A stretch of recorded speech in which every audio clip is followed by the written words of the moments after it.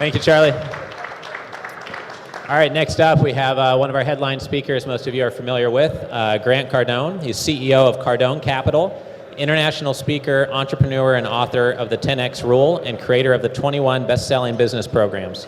Grant Cardone owns and operates 7 privately held companies and a $1.6 billion portfolio with over 7,000 multifamily units. He was named the #1 marketer to watch by Forbes magazine. Cardone is also the founder of the 10X Movement and 10X Growth Conference, the world's largest business and entrepreneur conference. I was just speaking to him about a 30,000 person event he recently put on, and he says his next event is going to be smaller with only 13,000 professionals. So I thought that was interesting, and we're excited to have Grant share his thoughts for the 3rd time here at the Family Office Club and at the Super Summit. I remember a few years ago when he said he was going to raise $100 million, and now he's raised $300 million for his real estate portfolio. So I think there's a lot to learn from Grant that'd be relevant to many family offices and investment management firms here in the room. So let's give Grant a big welcome up to the stage.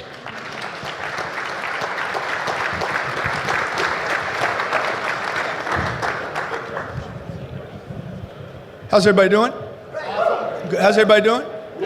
Good, good. So look, I just want to take a few minutes and share with you some things that we've learned since the last time I was here. The last time I was here, I stood over here on this side of the stage. We were in some other place, right, Richard? Marriott. So their budget went up. They obviously making more money. They came to the Ritz this time. And I said, I'm gonna raise $100 million I'm gonna raise $100 million going directly to retail investors. Those people in the room kind of chuckled. Oh yeah, that's funny. We're in Miami. Everybody talks big in Miami. We raised over $300 million in 25 months using Instagram, Facebook, LinkedIn, Snapchat, TikTok, which most of the room, how many of you have a TikTok channel? Handful? I have no clue what to do with TikTok. And so I'm just saying that because there's people there, okay? I'm 61 years old. I should not know anything about social media. I probably raised more money on social media in the last 2 years than any other human being on planet Earth. And we're basically providing people with a very simple proposal. That is institutional quality real estate that cash flows the first month that you own it. We distribute cash every month. On a monthly basis, not on a quarterly basis, because I think quarterly or monthly distributions are vitally important both to the investor and to the person trying to raise the money. It produces a sense of dependability. Very, very easy story to tell. And this is what we've learned from doing that. Okay, we have about $1 billion. We'll be at what, $2 billion by March of next year. We buy everything. We buy multifamily only. I do not buy or construct anything new. We don't do condos. We don't do single family houses. We don't do storage. We do 300 to 500 unit apartment complexes, anywhere from Phoenix, Arizona to Florida. We'll buy anything in Florida. If it's got Florida on it, we buy Florida. Who loves Florida? Dude, Florida, I'm telling you, folks, we're in for the next 25 years. You're going to see the biggest boom. You're going to see a super cycle on apartments in the United States of America. You're going to see a decline in single family residences. People are going to start moving away from owning homes, and they are going to rent as a choice. It will not be an economic decision maker. It will be a choice, a lifestyle choice that people will rent where they live, and they will invest their money other places. It will not be in a house. And you're seeing this happen. I've been saying this for 5 years now. The single family home in America is dead.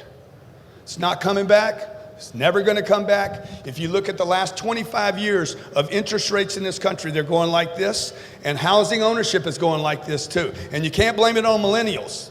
There's not enough millennials to actually make that graph go that way, okay? Who's making that graph go down? Ownership in America, home ownership at 61%. Who's making that go down? It's the people in this room, the baby boomer. They're like, I owned a house. How many of you in a room owned a house already? How many of you in the room would agree it's not the American dream? So once you know, hey, this ain't a dream, I gotta mow the grass. In my dream, I do not mow the grass. In my dream, I do not have to replace the appliances. In my dreams, their dreams are good, okay? In my dreams, my money, multiplies over and over. Every 3 to 5 years, it doubles and triples. In my dreams, when I'm investing money, I get paid every month. I don't pay for it every month. So a couple things that we found out. I'm going to share 5 things with you that we found out since the last time I was here. Number 1, the everyday investor is dying, hungry for dependable cash flow. The number 1 part of our story that works, if I'm on Instagram for 15 seconds, is number 1 is I provide monthly distributions. The REITs don't provide it. Goldman doesn't provide it. JP Morgan doesn't provide it. AT&T doesn't provide it. Coca-Cola doesn't provide it. Companies that are Apple doesn't provide a monthly distribution. So when I'm telling a story to a retail investor or to a family fund, a family office is, hey, we provide monthly distributions, 15th of the month. We send out distributions from the cash flow of our property. Number 2, your family office how many family offices here? You guys should be using social media. There's people there. The only way to get money is through people. Billions of people are on social media. It is the new TV. Discovery had a hit show last year. 1 million people watched that show. It's called Undercover Billionaire.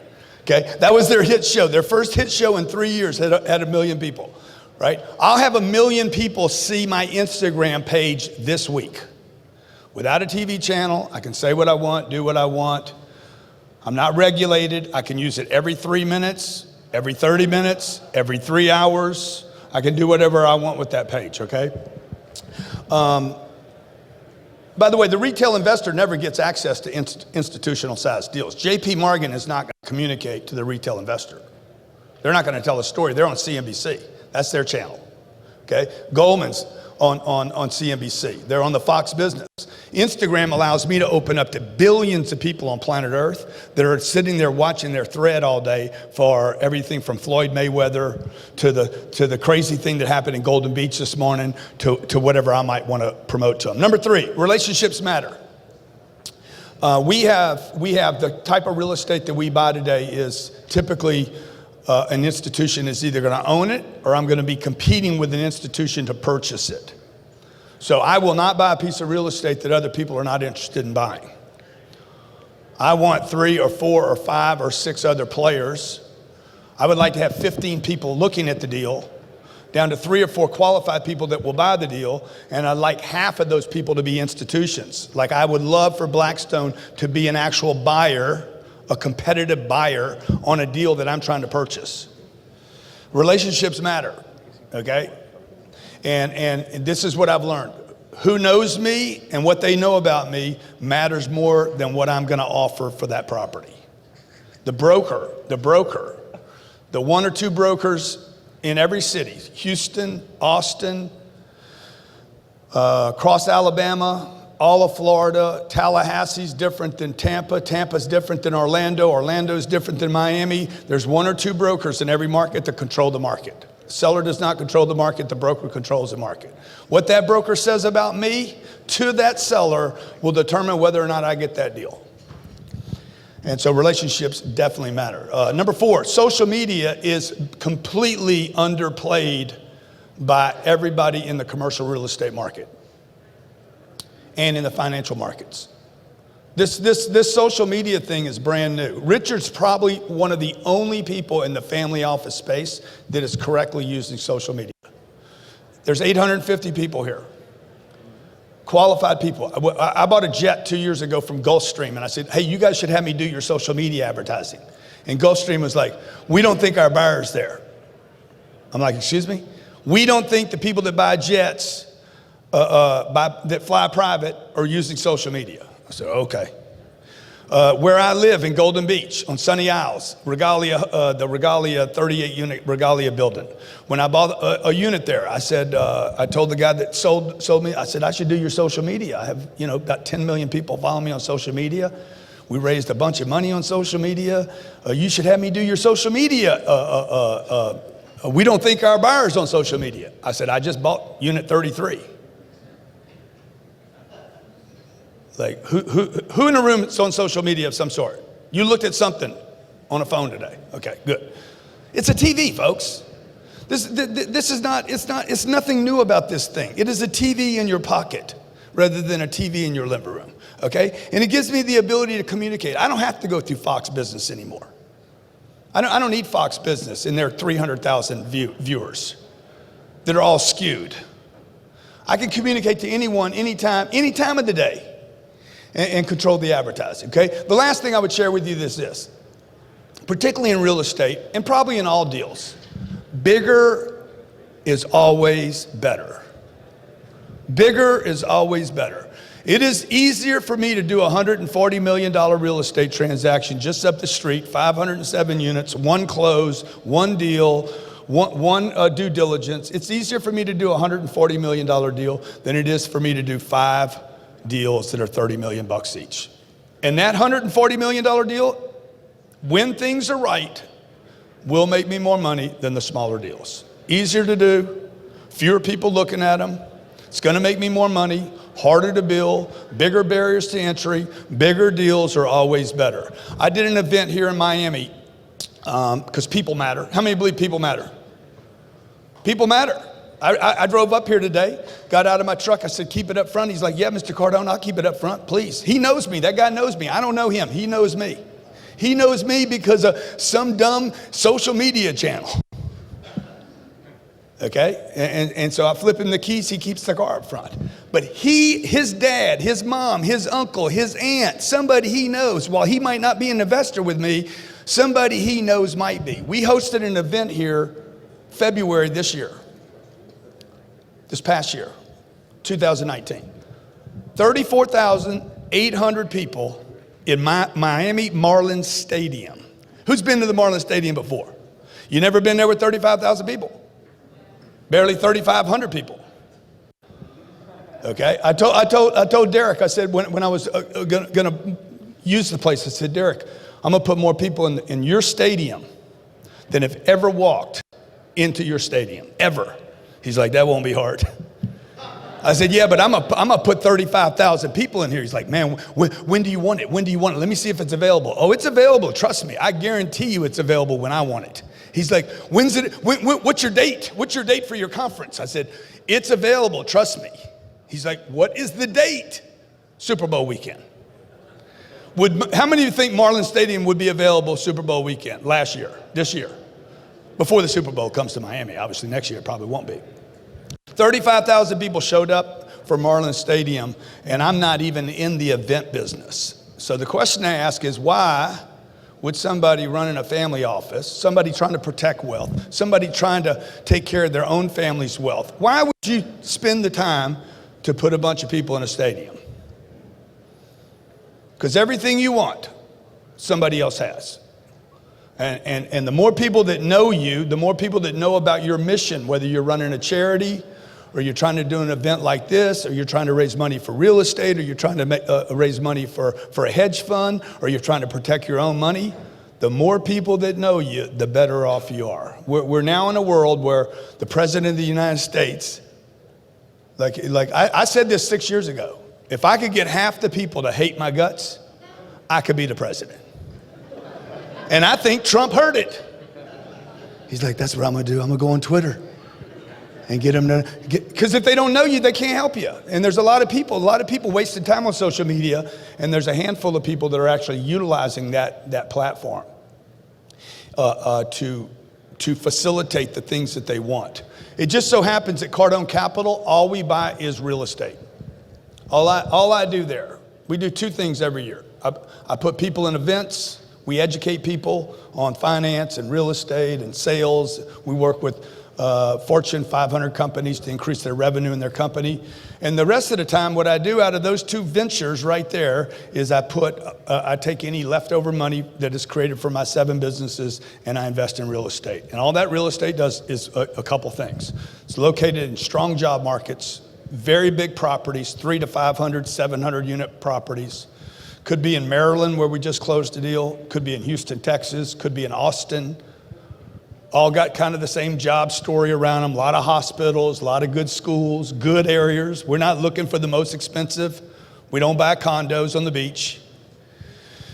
Those are dead. They're going to stay dead. Sorry to tell you, if you just bought one, sorry. It doesn't produce income. If it doesn't produce income, it's not going to do anything. The value of the property is going to be based on the income that it produces in the future. And that's how property will be valued, just like a company. A company is valued based on how much profit or cash flow it can produce. Or, if it doesn't produce cash flow, how many subscribers or users does it have? Those are the companies that have big values because there's so many people in that ecosystem that they have. So all I do is take the money out of those first two distribution networks, people and training companies, and we put that money into real assets that produce cash flow in strong job markets, anywhere from Texas, particularly a low tax rate states, Arizona, Texas, Alabama, Florida, the Carolinas, Georgia. All that money from New York and New Jersey and Connecticut, it will continue to drift south. And as they continue to make insane decisions with how they treat businesses there, that money will continue to drift down to warm states where there are low tax rates. So we're seeing lots of people shift down here now as renters that owned in New York and New Jersey and Connecticut and Chicago. They're drifting down now. They're renters by choice. And that demographic, these are not 30-year-olds looking for new jobs. These are 53-year-olds that are moving into retirement, into the later stages of their life as renters by choice. Okay, we're hearing stories of people saying, I'm cashing out the equity in my home of 200 grand, and the wife and I are going to travel on the money. We're having 20% of the people that invest, 20% of the $300 million that we've raised has come out of retirement account, 401ks that are self-directed, IRAs that are self-directed, SEPs that are self-directed, and people saying, hey, I want to invest that money in a real asset, okay, where you pay me monthly, I get a distribution every month, and I get the depreciation with that asset because they're a partner. You're actually a partner with me in the real estate. So we pass on the depreciation and the tax advantages to you as a partner, and you get the value advantage upside of the leverage, the amortization, and the appreciation. Okay, I want to thank Richard again for having me back this year. Really appreciate all of you being interested in your wealth, protecting your wealth. It's an example that needs to be told to all Americans. You know, I don't know if you know this, but 76% of Americans live paycheck to paycheck. 76%. 7.6 people out of 10 live paycheck to paycheck. People in this country don't know how to get money, they don't know how to keep it, and they don't know how to multiply it. Give yourselves a big hand because you figured all that out. Thank you very much.